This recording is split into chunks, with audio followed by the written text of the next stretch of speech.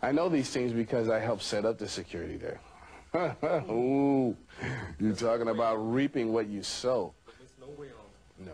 And then they have these nice-looking fences where you can't hardly see, but if you touch it, it cuts your hand. You bleed like crazy. It's like razor sharp on the top, so that if you try to come over.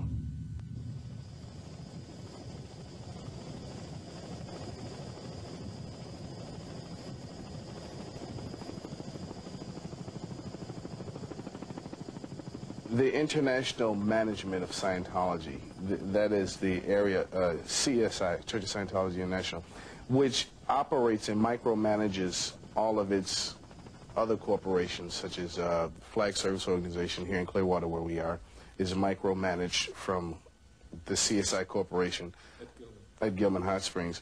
The facility that they have in Los Angeles is micromanaged by the facility in Gilman. The facility that they have in Europe is micromanaged by the facility that they have in Gilman Hot Springs. In other words, any area that produces a sufficient amount of income is micromanaged from the Gilman Hot Springs location. Good night.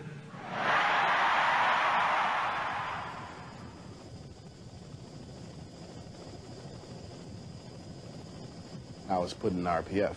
It was in Happy Valley, just down the road from Gilman Hot Springs, their Golden Arrow location, on the Indian reservation. Yeah, you pass through the suburban Indian reservation. Who assigned you to the RPF? David Miscavige. David Miscavige. At Gold?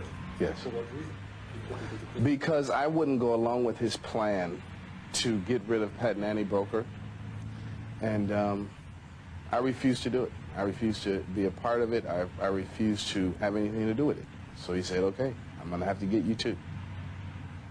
They woke me up at 5 o'clock in the morning. You know, they love this element of surprise. And by the time I had come to the room, they had already gotten Vicky Azaran, who was supposed to be, quote unquote, the #1 person in all of Scientology. And she was sitting in the corner crying and shaking miserably because they, you know, all of these men had screamed at her, pushed her around, and she was very afraid.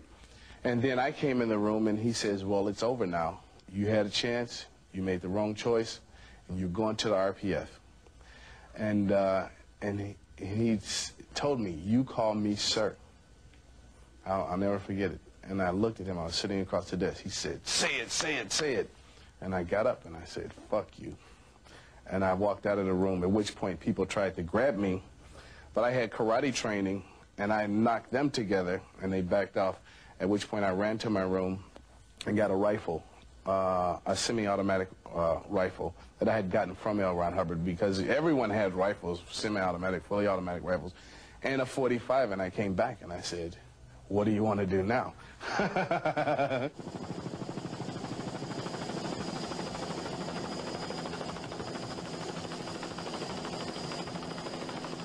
Now David totally changed his character. He says, Jesse, you know, we've been through so much. You know, please let's not do this. Come on, put the guns away. Yeah.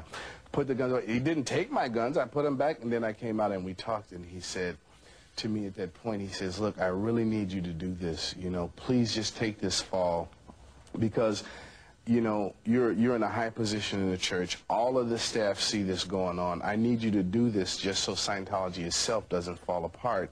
And if you do this, then I will come and take you and put you back in a position. And, you know, I didn't really care about that. And at the time, I didn't think that it would be a good idea for all of Scientology to fall apart, because I'm still not straight in my head yet. So I conceded. Happy Valley Rehabilitation Center for Recuperation of Inner Peace lies hidden among the mountains, only 20 minutes away from the center of power. Officially, the area is called Castile Canyon School.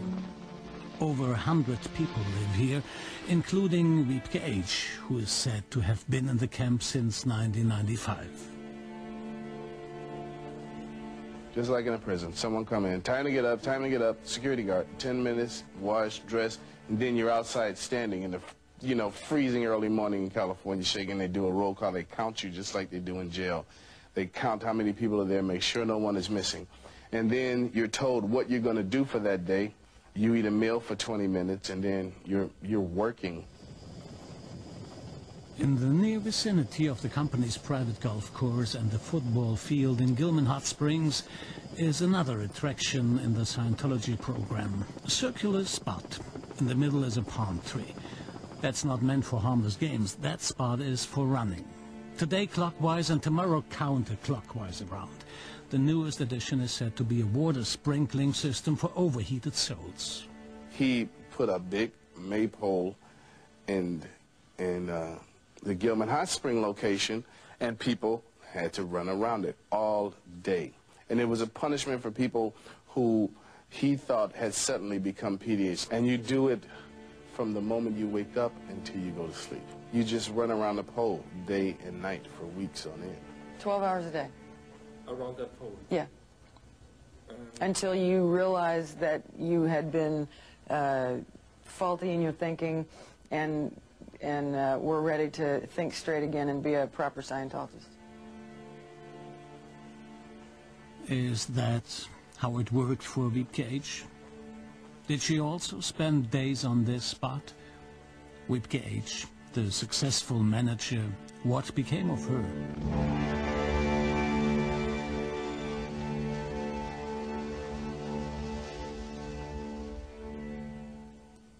Letters to her brother. She wrote the last one June 1998.